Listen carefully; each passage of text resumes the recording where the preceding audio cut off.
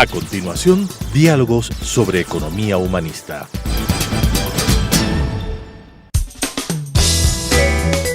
Clasificación A. Apto para todo público.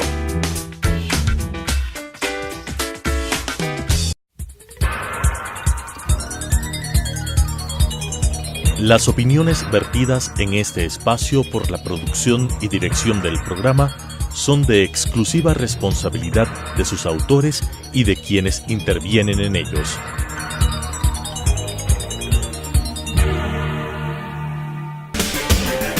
Telesucesos Canal 29 presenta Diálogos sobre economía humanista. La nueva axiología económica debe expresarse no solo como un pensamiento renovado de los valores humanos esenciales, sino, sobre todo, como una renovada propuesta de conducta personal dentro de la sociedad, con la conducción del economista Eduardo Valencia Vázquez. Estimados amigas y amigos, esta tarde continuaremos con el tratamiento que hemos venido haciendo sobre economía humanista desde hace varias sesiones. He puesto mucho el énfasis en la parte económica desde hace varias semanas, puesto que esa es mi especialidad, esa es la razón por la que me invitaron, y obviamente el sesgo que yo le he querido dar, la orientación que le he querido dar a la economía para que se diferencie de otras visiones de la misma es llamarla economía humanista. No es lo mismo una economía cualquiera, no es lo mismo saber economía, no es lo mismo saber de ecuaciones matemáticas, de inferencia estadística, de geometría analítica para determinar tendencias económicas. Algunos colegas son expertos en esa cuestión y todo economista debe tener una formación básica mínima alrededor de la cual pueda efectivamente hacer sus proyecciones y sobre eso hacer las estimaciones que se requiere para dar a entender lo que está pasando en la sociedad. He criticado muy severamente que en la década perdida, en la década robada, lamentablemente quienes dirigieron la política económica de esto no sabían mucho y algunos que estaban a cargo de la planificación no sabían nada.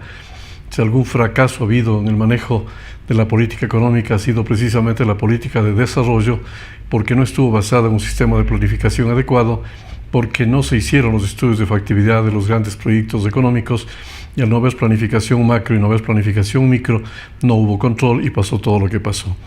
Me he dedicado en consecuencia a hablar de los temas económicos que son de gran interés para la sociedad, porque de ello depende el presente y el futuro de las familias ecuatorianas, y he dado una gran importancia a ello. Pero en esta ocasión no me voy a desviar del tema, sino que voy a hacer énfasis en el pensamiento de tres grandes filósofos humanistas, porque la economía humanista evidentemente está basado en un pensamiento filosófico, y yo he mencionado aquí, por ejemplo, a Adam Smith, que fue un filósofo moral siendo el fundador de la economía, es decir, él no solamente sabía de ciencias cuantitativas, sino sobre todo de fundamentos éticos, de fundamentos filosóficos, y por eso la economía nació como tal, como una ciencia ética, y derivó en una ciencia social. No he dejado de mencionar porque la característica de este programa, de estas presentaciones, son precisamente el que ustedes conozcan que la economía es una ciencia ética, que la economía es una ciencia humanista, es decir, está orientada, cuando es bien manejada, a rescatar al ser humano, a que su situación de bienestar mejore, a que sus posibilidades, no solo materiales, sino culturales, psicológicas, también mejoren. Y por eso, siendo el objetivo el ser humano en toda la gama, desde los ricos, clase media y sobre todo, y hago énfasis sobre todo, en las clases más desvalidas, si la economía está bien manejada, se puede rescatar a estos grupos que en la sociedad han sido preteridos. Cuando no está bien manejada, son ellos los que cargan con el peso de todo el mal manejo en el momento del ajuste, que es lo que está exactamente ocurriendo en el Ecuador, a pesar de los dichos rimbombantes del actual vicepresidente de la República, todavía en funciones, con un final lamentable, y peor aún con el que todavía se cree el presidente del Ecuador desde Bélgica, que lamentablemente todo el tiempo habla de que el manejo de la economía ha sido óptimo, que ha dejado una mesa servida y de que la economía estaba en franco progreso, lo cual lo he desmentido 1.000.000 de veces, pero los hechos lo que constata la sociedad ha desmentido aún más las palabras de aquel gran sofista que fue Rafael Correa. En esta ocasión quiero hacer énfasis en lo que yo llamaría la crisis del sistema político. Al hablar del sistema político me refiero a lo que se creó hace 10 años con gran alarde de que venía una nueva época, que venía una nueva utopía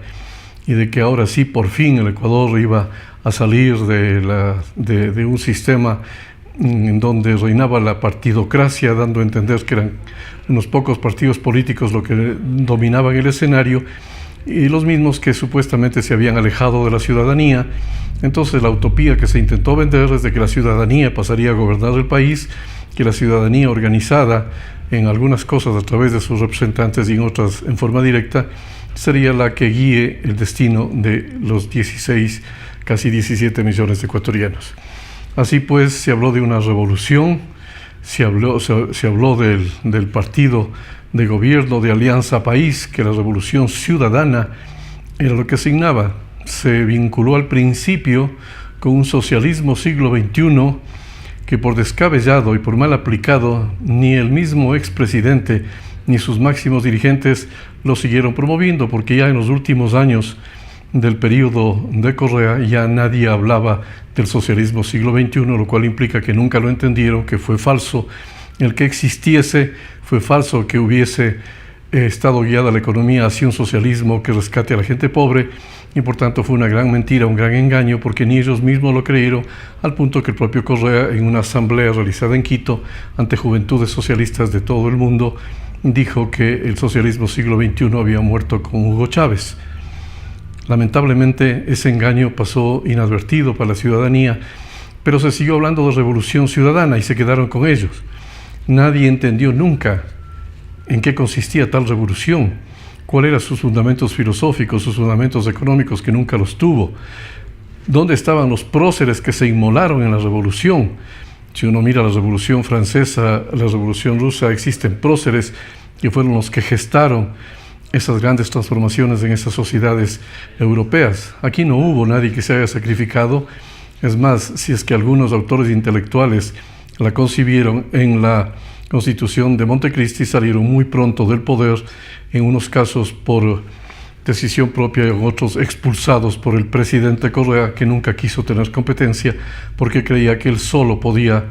bastarse para gobernar el país, para lo cual ya no necesitaba consejeros, y lo que hizo fue invitar a gente joven, inexperta, en algunos casos idealista, en otros vivarachos, que entraron al poder, pero en todos los casos gente sin personalidad. Los gabinetes lamentablemente han estado asignados por gente obediente, que lo único que hacía era recibir órdenes de quien se creía ungido y que poseía todos los conocimientos, el que había descubierto la piedra filosofal de la economía, de la ética, de la política, y por tanto él solo se bastaba. Por desgracia, estamos asistiendo al ocaso, a la agonía de esa supuesta revolución ciudadana. Lo que hace pocos meses parecía una cosa difícil, algunos sí lo previmos, yo por lo menos sabía que esto estaba ocurriendo y lo he dicho en muchas ocasiones, pero ahora constatamos con lo ocurrido en estas mismas horas con el vicepresidente de la República, en donde no hace una defensa de si es que el hombre tuvo o no participación en los sucesos y la responsabilidad que tenía administrativa, política, económica de los grandes proyectos que dirigió, sino que ha desviado la atención a la ciudadanía, dando a entender de que hay una persecución política, y por tanto él se ha defendido políticamente diciendo que es un ataque a la revolución, como que esta revolución alguna vez hubiese existido. En esta ocasión quiero introducir el pensamiento de tres grandes humanistas. El uno, que se llama Immanuel Wallerstein, que habla sobre la diferencia entre utopía y utopística, que me voy a permitir elaborar enseguida. El otro es Tomás Moro, que es uno de los grandes humanistas de todos los tiempos y que ofrendó su vida por ser consecuente con sus ideas y con sus principios, y no defendió su situación personal, sino que lo contrario, ofrendó su vida para defender lo que en ese entonces eran los intereses de la Iglesia Católica en Inglaterra cuando se disputaba y se utilizaron pretextos para cambiar de religión en ese país, cosa que no es del caso analizar en este momento, pero Tomás Moro fue decapitado en la Torre de Londres y ofrendó su vida y hoy es santo de la Iglesia. Y para los que no lo saben, es el santo de la política y de los políticos. Y por tanto me estoy refiriendo a uno de los grandes pensadores universales, no solo del pensamiento político, sino también religioso católico. Y finalmente me referiré también a René Girard, que es otro pensador católico, un filósofo historiador francés, que se puso a estudiar el origen de las culturas y por qué en las culturas aborígenes había tantos problemas, tanta violencia, y al estudiar la violencia encontró las causas de la misma que se proyectaban a toda sociedad, inclusive las modernas. Vamos a ver muy rápidamente cómo estos tres pensamientos se conjugan para que la gente sepa que hay un pensamiento que se conocía desde hace tiempo, que si los anteriores gobernantes de la década robada hubiesen entendido al menos uno de los tres, o los tres en su conjunto, no hubieran cometido los errores de buena y de mala fe, sobre todo, que los cometieron. Así que voy a elaborar muy rápidamente lo que dice Immanuel Wallerstein en su libro Utopística, o las opciones históricas del siglo XXI. Este historiador hace una diferencia entre lo que es utopía y lo que es utopística, y no es un simple juego de palabras. La palabra utopía significa, todos lo saben, algo irrealizable. Tomás Moro, que escribió el libro Utopía, él decía que el concepto de utopía es un lugar que no existe, pero las raíces de la palabra u y el prefijo podía ser entendido de una doble manera. Un lugar que significa no, pero también significa bueno, y en todo caso la palabra topos sí era lugar. Para algunos la interpretación es que Tomás Moro dijo que la utopía, la isla de la utopía, era una isla que no existía, pero también, según otra interpretación, de acuerdo a sus raíces, que era un lugar bueno, es decir, un lugar en donde todo era bueno y donde no habían discrepancias, donde no habían divergencias, y por tanto era una ciudad ideal que él pensaba que debería crearse a través de sus escritos. Escribió un libro de utopía, además de muchos otros, dando a entender de que el ser humano está llamado al bien y está destinado a la felicidad, a la concordia entre todos los seres humanos, y eso era propio de una isla en donde sus gobernantes fueran gente honesta, fueran gente preparada y evidentemente generasen leyes para que todos tuviesen igualdad de oportunidades y tener un mínimo de bienestar común, en donde todo el mundo se respetara a sí mismo, respetara a sus gobernantes y, la felicidad estuviese al alcance de todos. Esa la contribución de Tomás Moro,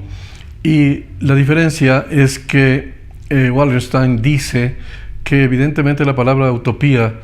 nunca se ha podido consagrar. Esa famosa ciudad, esa famosa isla, esa famosa sociedad no ha existido nunca en ningún momento. Todas las revoluciones, dice él, han fracasado siempre por diversas razones, entre otras por motivos externos, que siempre hay gente que no está contenta con los cambios revolucionarios, pero también porque dentro de la propia revolución hay líderes que discrepan, líderes que tienen visiones diferentes, que más tarde o más temprano entran en conflicto, entran en pelea y terminan disolviéndose no solo la dirigencia, sino el pensamiento y sobre todo sus objetivos y fines. Y por tanto no ha habido revolución en la historia que haya perdurado, siempre han terminado mal y han terminado en grandes crisis, inclusive incumpliendo sus propios postulados originales, haciendo todo lo contrario que habían pregonado, como ha pasado en la Revolución Rusa, como pasó en la Revolución Francesa, en donde hubo grandes crímenes, regímenes de terror, que evidentemente fueron responsables de genocidios que terminaron liquidando las sociedades, además de empobreciéndolas. Si en las revoluciones más conocidas nunca ha sido verdad el logro de tales utopías, no se diga en el Ecuador, en donde este proceso no duró sino 10 años y ha terminado en el más grande fracaso histórico, el peor gobierno de la historia económica y la más grande corrupción que se recuerde en toda la historia republicana. Todo esto significa que sus gobernantes nunca entendieron lo que estaban haciendo y se valieron de gente simple, de gente llana, que no conocía nada y que simplemente les defendió. Era pura retórica lo que existió, puro discurso, pura propaganda, y no hubo concreciones importantes. René Girard es también un historiador, un filósofo humanista también católico. René Girard trató de dar a entender cuál era el origen de la violencia y por qué los fracasos de las sociedades y por qué no se podía alcanzar estas utopías que originalmente los movimientos transformadores habían ofrecido. Y él estudió en la historia, desde la historia más antigua, y encontró que por una parte era el deseo mimético, ya voy a explicar de qué consiste, lo que terminaba enfrentando unos a otros. Pero modernamente también el marxismo fue utilizado por algunos filósofos, dando a entender de que la lucha de clases, el enfrentar a la gente pobre con la gente rica, era un buen sistema para que haya la revolución, para que ésta sea posible, para que las grandes conquistas se hagan en asambleas, para que se controle todos los poderes, bajo la aspiración y bajo la creencia de que esos gobiernos estaban dirigidos por una especie de redentor, por un sumo sacerdote que se creía en algunos casos inclusive Dios, y que de alguna manera todo el mundo pensaba que había fundado una nueva religión. Entonces, estos gobernantes, estos redentores, que no solo pasaron aquí, pasó en Venezuela, pasó en Argentina, está pasando en Bolivia, de alguna manera también en el Brasil, en Nicaragua, ofrecieron la redención, ofrecieron el paraíso a todo el mundo, enfrentando a los ricos contra los pobres o viceversa, y dando a entender que las leyes estarían haciendo en favor de ellos. Tuvieron la fortuna de disponer de enormes y cuantiosos recursos que hicieron pensar que en efecto tal cosa hubiera podido suceder, y por eso ganaron sucesivas elecciones. Pero en el transcurso del tiempo se supo más bien que no supieron manejarlo, que abusaron de los recursos públicos, que la malgastaron, que fueron ineficientes, además de una profunda corrupción generalizada que ha sido lamentable metástasis en todas las instituciones prácticamente que manejaron. En consecuencia, esa utopía, esas ofertas basadas en un pensamiento marxista tuvieron el más rotundo fracaso, como pasado en la República Rusia Soviética y en los países de la Cortina de Hierro, en Camboya, y pasará sin ninguna duda un fracaso en Corea del Norte. Pero digo, mientras se mantienen, hacen creer que es posible esas utopías. Y René Girard dice que además del elemento de enfrentar unos a otros por motivos de lucha de clases y por motivos supuestamente históricos, de materialismo histórico, él hace un énfasis en que es el deseo mimético, que es propio de todo ser humano, el tratar de emular, de imitar, de tratar de desear lo mismo que el vecino tiene o que sus semejantes tienen. Y que eso pasó en todas las sociedades. Si es que en un momento determinado un grupo social advino al poder en una tribu antigua, los otros que no habían logrado tal poder empezaban a envidiar, empezaban a desear aquello que habían conseguido los que gobernaban en ese entonces. A nivel individual deseaban sus bienes, a veces hasta sus propias esposas, pero ya a manera de sociedades trataban de tener el mismo nivel de vida de aquellos que supuestamente estaban en posiciones ventajosas. Lamentablemente eso trajo consigo rivalidades miméticas, que es el término que René Girard le da al enfrentamiento, a la pugna ya fáctica en el momento de enfrentamiento entre grupos sociales, en donde unos consiguen una parte, los otros no pueden, pero anhelan todos a través del deseo mimético de igualarse y de tener las mismas oportunidades, el mismo número y cantidad y calidad de bienes y servicios a su disposición. Pues cuando eso sucede, las rivalidades miméticas determinan que haya violencia, y la violencia empieza a gestarse dentro de los mismos grupos, de los grupos de poder con otros sectores de la sociedad que anhelan lo mismo.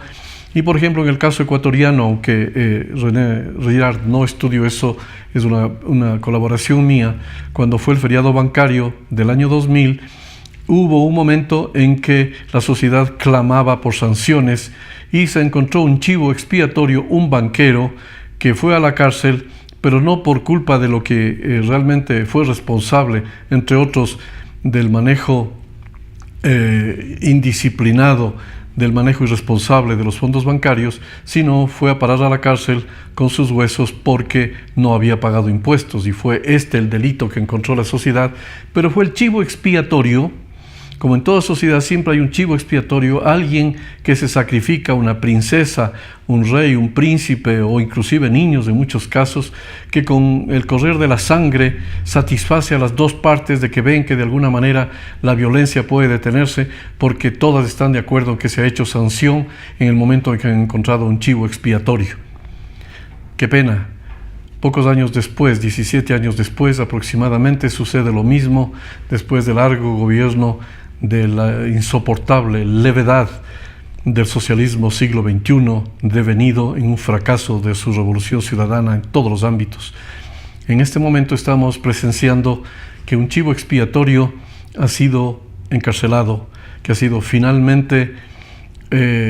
investigado y que se han encontrado innumerables indicios, como de hecho existen, y en solo un poco conjunto de instituciones que ha manejado, porque faltan todavía mucho más casos en donde fue el principal responsable, y aparentemente la sociedad está encontrando un chivo expiatorio que saciaría, al menos momentáneamente, estas expectativas de justicia para evitar una supuesta violencia que podría haber llegado al país. Pero si uno entiende bien el pensamiento de René Girard, si uno entiende bien el pensamiento de Tomás Moro, si entiende bien uno el pensamiento de Wallenstein, la violencia nunca es la manera de solucionar los problemas. Ellos ponen de ejemplo, sobre todo Girard, de que el mayor ejemplo de cómo no debería la humanidad y la cultura universal seguir esas prácticas fue Jesucristo, cuando Él mismo inmoló su vida ofreciéndola no por sanción, sino dando el camino del amor, de la solidaridad, del compartir, de la caridad, para indicar el camino que no es la rivalidad mimética, ni es la lucha de clases del camino, sino la solidaridad entre los seres humanos en busca de un bien común, de un solo objetivo fundamental para llevar al bienestar a todos en lo posible con igualdad de oportunidades. Así pues, modernamente ya se sabe que no es suficiente un chivo expiatorio, y ya las sociedades han madurado y exigen que no sea solo uno el que satisfague esta ansiedad de sangre que antiguamente existía en las sociedades arcaicas. Ahora se sabe que pueden haber muchos chivos expiatorios, que la sociedad ya no quiere solamente el que le pongan un monigote allí para saciar sus ansias, que ahora lo que quiere es justicia. Y evidentemente que al salir de los chivos expiatorios y de las rivalidades miméticas, que haya justicia, que se instauren adecuadas leyes, que se hagan instituciones adecuadas, que haya gobernantes que promuevan el bien común, que promuevan la cordialidad, que promuevan los diálogos, que promuevan el bienestar, que promuevan la solidaridad entre todos los seres humanos, como por ejemplo está pasando en este momento en la sociedad mexicana después de un terremoto. Ahí, cuando hay grandes crisis, asoman los verdaderos pueblos. Aquí yo invito a que en el caso ecuatoriano también miremos estas experiencias históricas, sobre todo la experiencia cristiana, que es el fundamento del humanismo cristiano. A la vez me he referido a Girard, a Tomás Moro y a Wallenstein. He expuesto tres grandes pensadores del humanismo cristiano que ciertamente difieren radicalmente del marxismo y de todas estas veleidades de socialismo, siglos XXI, de enfrentamiento entre ricos y pobres, como hasta ahora, lamentablemente, en la Asamblea Nacional todavía hay gente que quiere el enfrentamiento entre ecuatorianos y que pretenden en este momento abanderarse con uno de los personajes más corruptos de la historia y seguir defendiendo un proyecto político que ya no solo ha sido desgastado, sino fracasado. Lamentablemente, tenemos que tener en cuenta que mientras no se haga justicia, que mientras el principal responsable de la debacle del país de los últimos 10 años, el expresidente Rafael Correa, no sea sometido a la justicia y no se pase a una etapa siguiente en donde él y toda la banda que le acompañó durante todo el tiempo y todos aquellos políticos que todavía continúan en el actual gobierno y en la Asamblea Nacional y que quieren dividir al pueblo y que quieren defender un proyecto fracasado, mientras la sociedad entera en su conjunto no reaccione y pida que se reinstitucionalice el país, que la Constitución rija para todos, que evidentemente no hayan gente que haya concebido el país como una hacienda. Muchos dicen que el socialismo siglo XXI, dirigido por Rafael Correa, en una primera etapa arrendó el país, pero que en una segunda etapa ya compró el país, ya tuvo suficientes recursos para querer quedarse dominando el país, sus instituciones y los grandes ejes económicos, sociales y políticos de la nación. Esto no lo vamos a permitir, ciertamente. Corresponde a todos y cada uno de nosotros. Los grandes mensajes de los grandes humanistas de todos los tiempos ha sido defender las virtudes, la práctica de la ética, no dividir a las naciones, buscar uniones, y en ese sentido creo que el llamado del actual presidente a que nos unamos, como en algún momento al aprobar una constitución, que para mí no es precisamente el gran modelo, aunque tiene virtudes, pero también tiene grandes defectos por haber permitido el autoritarismo. Pero la convocatoria a una unión es importante, y es saludable ver que las 3/4 partes de la ciudadanía ahora apoya al presidente en esta tarea de que sea el país lo que prime, que sea el ser humano, que sea la naturaleza, que sean los niños, que sean nuestras mujeres, que sean la gente más pobre, los objetivos más importantes, más relevantes del manejo de la economía política. Y obviamente también implica que todos aquellos que se salieron de cauce sean sancionados, no un solo chivo expiatorio, sino todos y cada uno de los responsables tienen que rendir cuentas al país, más tarde o más temprano ser sancionados y evidentemente ser expulsados de la política ecuatoriana. Yo por lo menos aspiro y espero que todos los ciudadanos hagamos un esfuerzo para ello. Tenemos que impedir que el señor Rafael Correa vuelva al país. Y si vuelve, que vuelva a pagar sus culpas en la cárcel donde le corresponde. Las opiniones vertidas en este espacio por la producción y dirección del programa son de exclusiva responsabilidad de sus autores y de quienes intervienen en ellos.